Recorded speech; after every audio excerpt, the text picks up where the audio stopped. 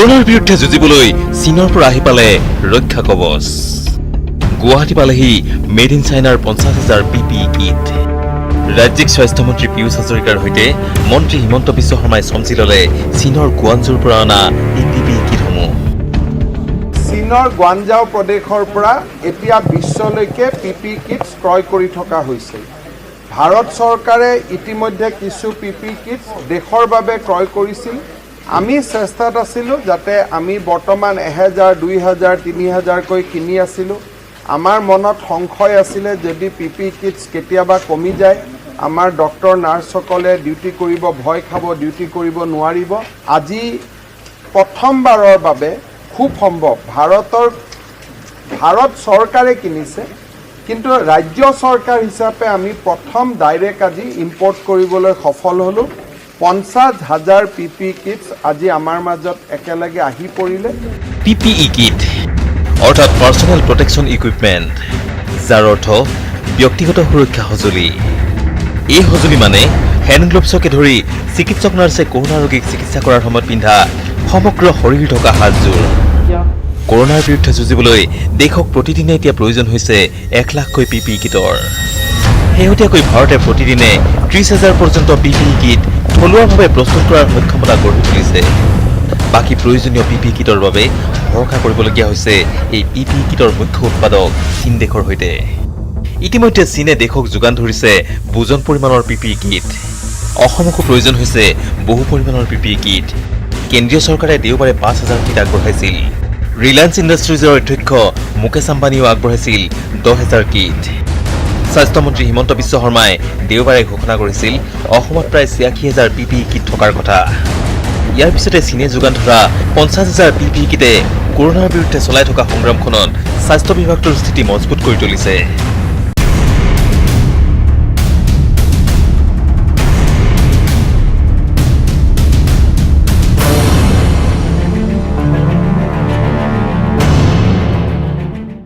এয়া হৈছে গ্লোবেল ইমাৰ্জেঞ্চিৰ সময়। সমগ্ৰ বিশ্ব এতিয়া স্তব্ধ। ভাৰত এতিয়া লকডাউন বৃদ্ধি কৰা হ'ব, এয়া সম্ভাৱনা সকলোৱে কৰি আছিল।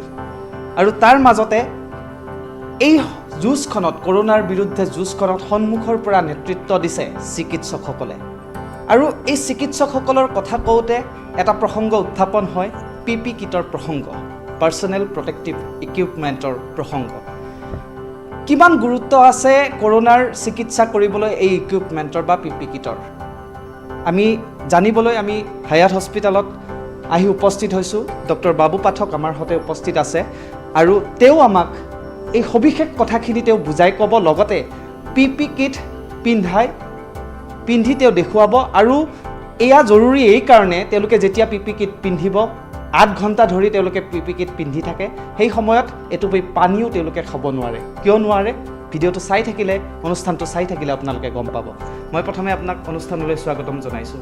চাওক, আজিতো আমাৰ দেশত প্ৰথম আমি ইমান ডাঙৰ এটা স্পাইক পাইছোঁ, য'ত 1000ৰ ওপৰত কেছ পাইছোঁ আৰু 40টাৰ ওপৰত মৃত্যু হৈছে মানুহৰ কৰোনাৰ কাৰণে।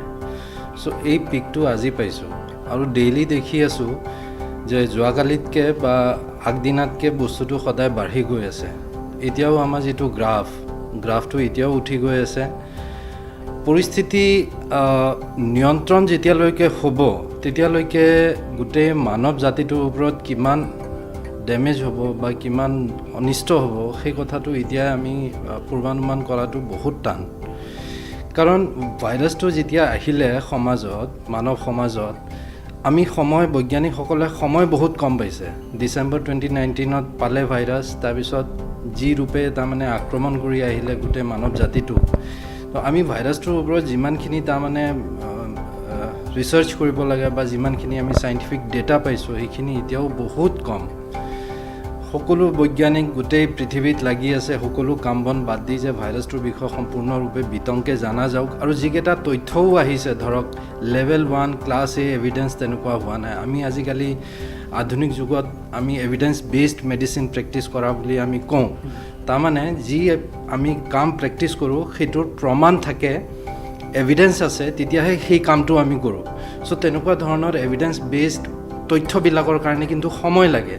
2 দিনত এসপ্তাহত আমি যিকোনো এটা ষ্টাডি কৰি পেলাই তাৰ বিষয়ে আমি গম নাপাওঁ তো এতিয়া যিখিনি ডেটা আমাৰ হাতত আছে যিখিনি তথ্য আমাৰ তাত আছে সেইখিনিৰ ভিত্তিততো আমি নিজৰ যুঁজ আগবঢ়াই গৈ আছোঁ গতিকে আমি এই ক্ষেত্ৰত দেখিছোঁ যে পি পি কিটৰ প্ৰসংগ উত্থাপন হৈছে আপোনালোকে কিমান সময় মই আপুনি প্ৰাথমিক পৰ্যায়ত কৈছে কথা পাতোঁতে যে 8 ঘণ্টা আপোনালোকে পি পি কিটটো পিন্ধি থাকিব লাগে এটুপি পানীও আপোনালোকে সেই সময়ত খাব নোৱাৰে কি অসুবিধাৰ সন্মুখীন চাওক এইটো এটা হৈছে ৰিচোৰ্চ মানে এজন ৰোগীক যেতিয়া যিকোনো চিকিৎসক বা পাৰামেডিকেল ষ্টাফ নাৰ্ছিং বা অইন ধৰক টেকনিচিয়ান হওক যোনে তেওঁলোকক চিকিৎসা দিয়ে বা ইভেন ক্লিনাৰ পৰ্যন্ত যিটো ৰুমত তাৰমানে COVID-19 পেচেণ্ট থাকে তেওঁলোকে সকলোৱে এই কাপোৰটো আৰু এই সাজ পৰিধান কৰি পেলাই তেওঁলোকে তাৰমানে নিজকে তাত প্ৰস্তুত কৰিব লাগে যাতে তেওঁলোকে সেই বেমাৰটোৰ পৰা ৰক্ষা পৰে চাওঁ আহক যে পি পি কিটটো পৰিধান কেনেধৰণে কৰা হয় এটা কথা মন কৰিব লাগিব যে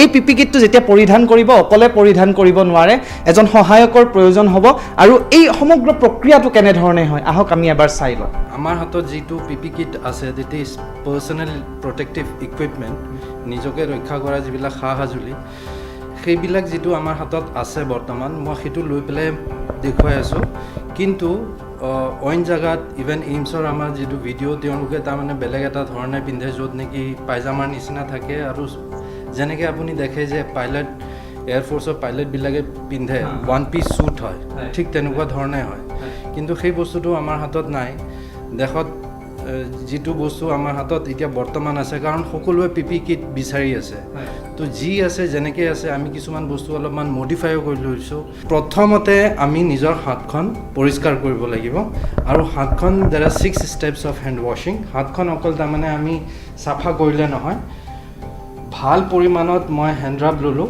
আৰু হেণ্ডৰাব এই যিটো হেণ্ডৰাব হয় ইয়াতে এটলিষ্ট 70% এলকহল হ'ব লাগে এলং উইথ ক্ল'ৰহেক্সিডিন বুলি কয় ক্ল'ৰহেক্সিডিন বা গ্লিচাৰল তো এলকহল এনেকৈ লৈ পেলাই মই প্ৰথম এনেকৈ ঘঁহিম এলকহলৰ পৰিমাণটো ভাল লাগিব পিছফালে ঘঁহি পেলাই আৰু এটা কথা কৈ দিওঁ যে তাৰে আগত মই গোটেই যিমান মোৰ জুৱেলাৰী আছে বা হাতত অইন কিবা যদি বস্তু আছে মই সেইখিনি খুলি থওঁ এনেকৈ কৰিলোঁ কৰাৰ পিছত এইটোক লক কৰি পেলাই ৰাব কৰিলোঁ বুঢ়া আঙুলিকেইটা ৰাব কৰিলোঁ এনেকৈ টিপকেইটা লৈ পেলাই এনেকৈ ঘূৰাই পেলাই দিয়া হ'ল তাৰপিছত ৰিষ্টটো এনেকৈ ঘঁহি দিম এইখিনি কৰা এইটোৰ কাৰণে দৰকাৰী 6টা ষ্টেপ হয় গোটেই মিলি পেলাই যাতে আমাৰ হাতৰ যিকোনো স্কিন বা অইন জাগা কোনো স্পেয়াৰ হৈ নাযায় যদি ক'ৰবাত থাকি যায় হেণ্ডৰাব নালাগাকৈ বা নঘঁহাকৈ তেতিয়াহ'লে তাত বীজাণু থাকি যাব পাৰে সৰ্বপ্ৰথমে একযোৰা মই গ্লাভছ পিন্ধিম আৰু এই গ্লাভছযোৰা ষ্টেৰাইল নহ'লেও হ'ব ষ্টেৰাইল মানে সম্পূৰ্ণ বীজাণুমুক্ত য'ত স্পৰ্ছো নাথাকে এইযোৰা তাৰমানে প্ৰথম গ্লাভছযোৰা মোৰ ষ্টেৰাইল নহ'লেও হ'ব চ' এইযোৰা মই গ্লাভছ আগতে পিন্ধি ল'ম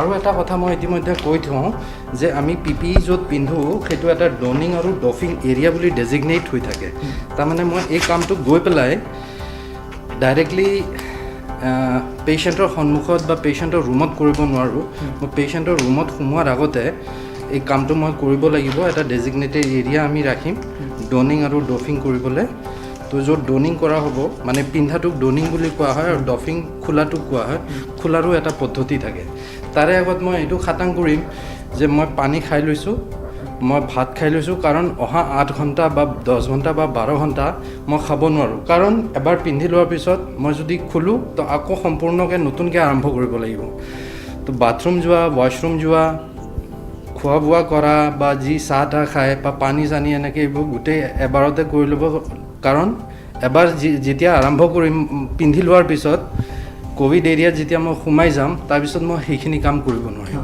তাৰপিছত মই শ্বু কাভাৰ পৰিধান কৰিম আচ্ছা ইতিমধ্যে মই এটা কথা কওঁ যে মই প্ৰত্যেকবাৰ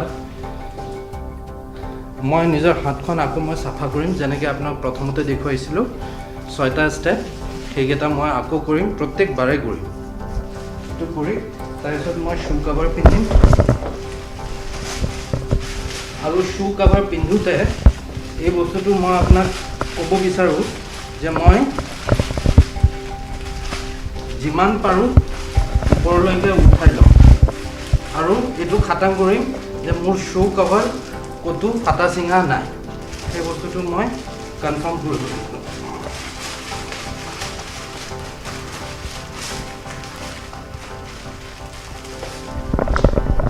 এইখিনি কৰি তাৰপিছত মই নিজৰ হাত আকৌ চাফা কৰিম। ইয়াতে আপুনি যিমানকেইটা তাৰমানে আপুনি ছাইটত যায় বা যিমানকেইটা আপুনি প্ৰতিষ্ঠানৰ ভিডিঅ' চায় চবৰে অলপ অলপ পাৰ্থক্য থাকে। এতিয়া মই গাউন পিন্ধিম, কিন্তু গাউন পিন্ধোতে মই এইটো চেষ্টা কৰিম যে মোৰ বাহিৰৰ পিনে মই একো টাচ নকৰোঁ।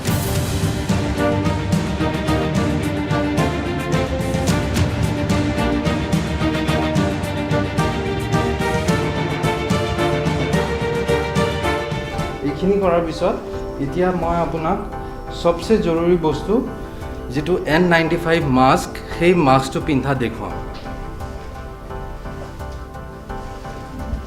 মই আকৌ হাতখন ষ্টেৰাইল কৰি লৈছোঁ নিজক, সেই 6টা ষ্টেপ দি পেলাই।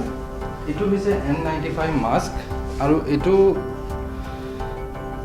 এই বস্তুটো আমি ভিতৰৰ ফালে নালাৰোঁ, মই এইটো ভিতৰৰ ছাৰ্ফেচ হয়, ইফালে মই কোনো পধ্যে টাচ নকৰোঁ। আৰু মই এই দুটা ফিটা, যিটো ফিটাটো মই সন্মুখৰ ফালে ওলোমাই দিলোঁ, ওলোমাই দি মই কাপ এটাৰ নিচিনা এনেকৈ ধৰিছোঁ, মই ছাইডেদি দেখুৱালে বুজি পাব। তাৰপিছত মই মুখৰ ওপৰত এনেকৈ লগালোঁ, লগাই যিটো তলৰ যিডাল ফিটা, তলৰ ফিটাডাল মই প্ৰথমতে সোমাম দেই। তলৰ ফিটাডাল মই প্ৰথম সোমাইছোঁ, আৰু সেইটোক মই কাণৰ পিছফালে কৰিলোঁ। তাৰপিছত মই ওপৰৰ ফিটাডাল আনিলোঁ। যদি ঢিলা হয় মোৰ এছিষ্টেণ্টে এইটোক পিছফালৰ পৰা টাইট কৰি দিব। মই এইটোক অলৰেডি পিন্ধি থকা এটা চাৰ্জিকেল মাস্কৰ ওপৰত পিন্ধিছোঁ, কিন্তু আচলতে চাৰ্জিকেল মাস্কটো নাথাকিলেও এই বস্তুটো মই পিন্ধিব লাগে। আৰু মই এটা বস্তু কনফাৰ্ম কৰিব লাগে যে মই পিন্ধাৰ পিছত মই জোৰকৈ উশাহ ফুৱাই দিম, আৰু ইয়াতে আপোনাৰ লিড এটা থাকে, এই লিডটো মই জোৰকৈ চেপি দিম হেঁচা মাৰি পেলাই, যাতে যদি ক'ৰবাৰ পৰা বতাহ লিক কৰে সেই বস্তুটো বন্ধ হৈ যাওক। আৰু মই জোৰকৈ ফুৱাই চাব লাগিব যাতে কোনো ফালৰ পৰা লিক নহয়। যদি লিক হয় ইট ইজ নট ফাংচনিং। মই ফুৱাই চাইছোঁ জোৰকৈ। এতিয়া মই এই চশমাযোৰা ল'ম, চশমাযোৰা ছাইডেদিও কাভাৰ আছে, যাতে কোনো স্পিলেজ যদি হয় বা ছাইডেদিও যদি কোনোবাই কাঢ়ি দিয়ে বা কিবা এৰ'চল থাকে, কাৰণ আপোনালোকে জানে ইমান বস্তু পৰিধান কৰাৰ একমাত্ৰ উদ্দেশ্য যে বীজাণুটো বতাহৰ মাধ্যমেৰে 1 মিটাৰৰ দূৰলৈকে তাৰমানে কাঢ়িলে বা সাঁচি মাৰিলে এৰ'চল হিচাপে তাৰমানে সেই মুখেদি যিবিলাক সৰু সৰু পানী বা কণিকা বাষ্পত তাৰমানে ওলাই যায়। তো সেই এৰ'চলবিলাক য'ত তাৰমানে পৰেগৈ তাতে মানে ভাইৰাছটো থাকি যায়। আৰু মই অলৰেডি বহুতবাৰ কৈছোঁ যে NEJM-ত এটা আৰ্টিকেল উলিয়াইছিলে তেওঁলোকে, য'ত কৈছিলে যে 72 ঘণ্টালৈকে এৰ'চল থাকিব পাৰে। সেইকাৰণে মই এইখিনি পিন্ধাটো অতি আৱশ্যক। এতিয়া মই চশমাটো পিন্ধিলোঁ, চশমা পিন্ধি পেলাই মই আকৌ হেড গেট পিন্ধিম। এই বস্তুটো কিন্তু আমি নিজে বনাইছোঁ, সেইখিনি মই আপোনাক কৈ দিওঁ।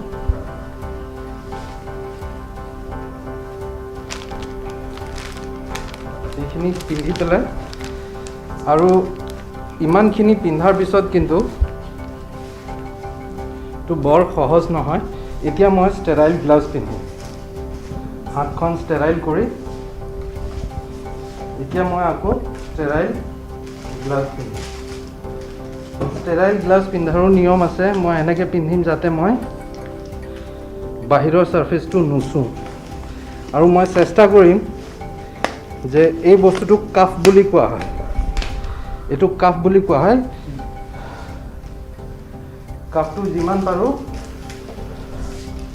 ওপৰলৈকে উঠাই দিয়া।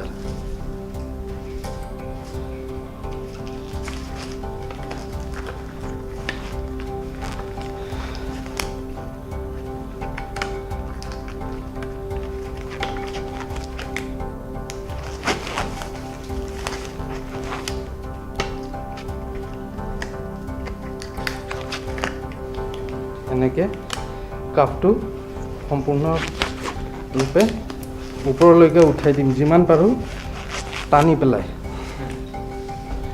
এনেকৈ কাম কৰিলোঁ, গৈ পেলাই যেতিয়া ওলাই আহিম, তো ওলাই অহাৰ পিছত আকৌ মই ডফিং এৰিয়াত যাম। মই সেইখিনিতে আমি কেনেধৰণে ইয়াৰ এইখিনি খোলা হ'ব তাৰো এটা প্ৰচেছ আছে, সেই খোলাখিনি আমি দেখুৱাম, কিন্তু তাৰ পূৰ্বে লৈ লৈছোঁ এটি বাণিজ্যিক বিৰতি।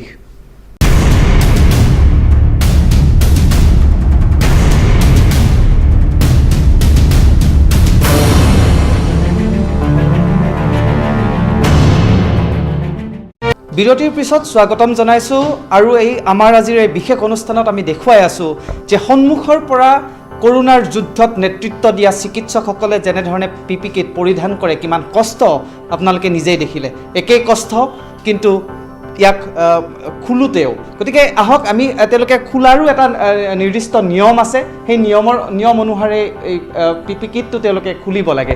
কেনেধৰণে খোলা হয়, কি নিয়ম থাকে? চাওক, মই COVID-19 য'ত পেচেণ্ট ৰখা আছে তেওঁলোকক চোৱাৰ পিছত মই ওলাই আহিলোঁ।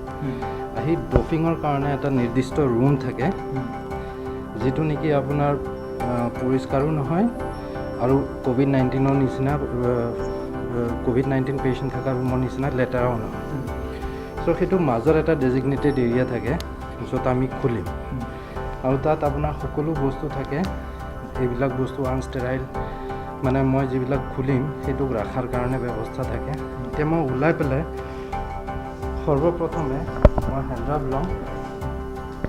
হেণ্ডৰাব লৈ পেলাই মই নিজকে হাতখন ষ্টেৰাইল কৰি, ওপৰত যদি ক'ৰবাত কিবা মোৰ এৰ'চল লাগি আছে বা ভাইৰাছ লাগি আছে সেইখিনি যাতে মৰি যাওক।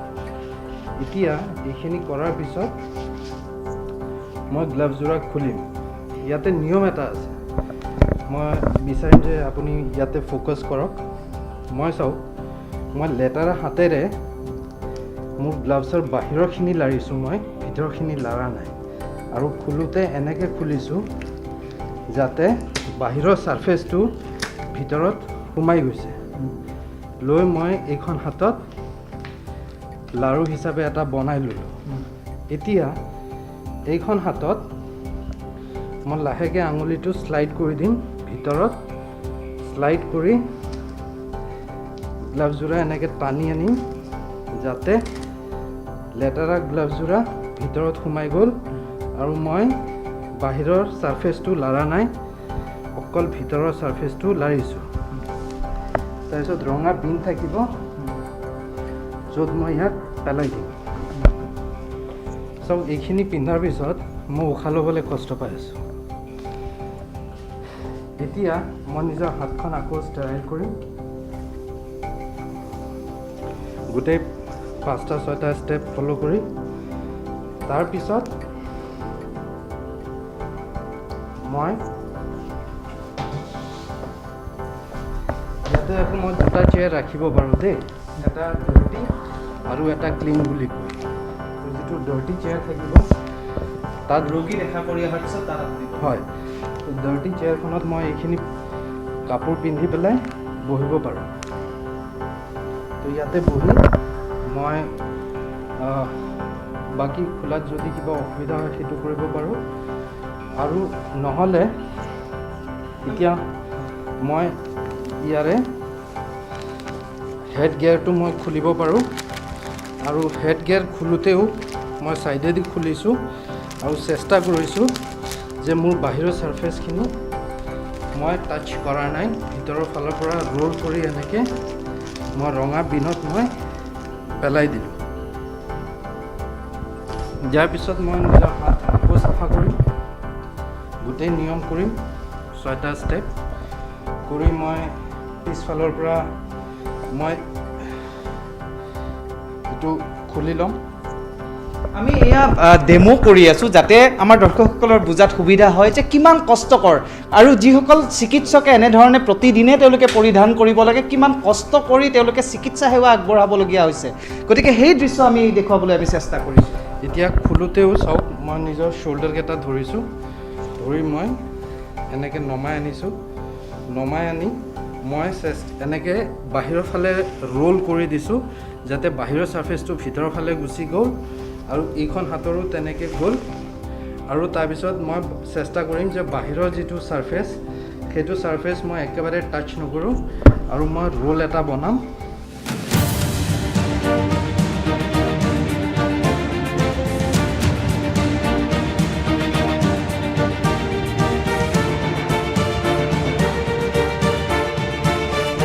ইয়াতে লক্ষ্য কৰিব লগা কথা এইটো যে মই মাস্ক আৰু চশমা খোলা নাই, কাৰণ ভাইৰাছৰ পৰ্টেল অফ এণ্ট্ৰি যিটো নাক, মুখ আৰু চকু, এইকেইটাই পৰ্টেল অফ এণ্ট্ৰি হয় দেহাত। চ' মই নিজৰ হাতখন আকৌ পৰিষ্কাৰ কৰিলোঁ, কৰাৰ পিছত এতিয়া মই নিজৰ চশমাযোৰ খুলিব পাৰোঁ। হাতখন মই আকৌ চাফা কৰিলোঁ, চশমাযোৰ খুলি মই কেপ খুলিব পাৰোঁ।